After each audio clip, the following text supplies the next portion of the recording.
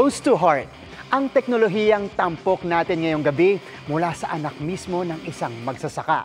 Ang kanyang dinevelop layong makatulong sa pagpapatuyo ng palay lalo kung masama ang panahon. Tara, let's change the game! Tila wala nang pinipiling panahon ang ulan at bagyo. Problema yan kapag bumasa sa mga palay, na masisira kapag hindi agad na paarawan. Ang mga magsasaka walang kita. At kung problema pa rin ang pabago-bagong panahon dito sa bansa, ito na ang solusyon. Ang Anihon, isa yung hybrid compact drying system na dinevelop ng De La Salle College of St. Benilde student na may hugot bilang anak ng magsasaka. Ano yung nagtulak sa'yo para mag-focus dito sa agriculture?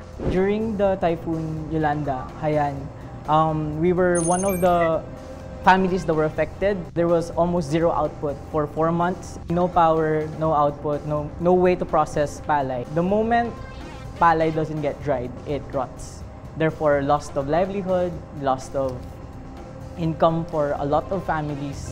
Kaya ang Anihon, dinevelop niya para sa pagpapatuyo ng palay. Kahit walang araw, may kuryente man o wala. It could be plugged in whether with the use of a small generator.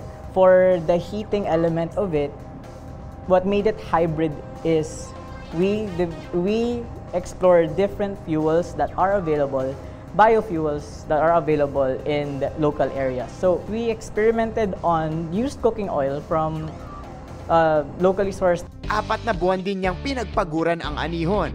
Ngayon, ginagamit na ito ng mga palay farmers sa mismong palayan nila John Den sa Aklan. This is where we actually jerry-rig the container for our fuel. Tapos dito naman is our heater. This is our heater, yung pugon.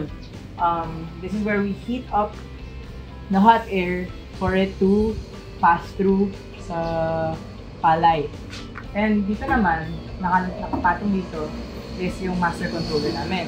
Para magpatuyo ng palay, ilalagay sila sa malalaking tray na ipapasok sa Anihon. Per tray, it's like 10 to 15 kilos. It depends really sa load na pero yung maximum ito is like 15 kilos. And after that, the dryer will start working. Then dito naman, this is where the exhaust comes out. Dito papasok yung init na hinihigop niya from the exhaust. For us to regulate the temperature also, may vent kami dito which allows us to let the heat out.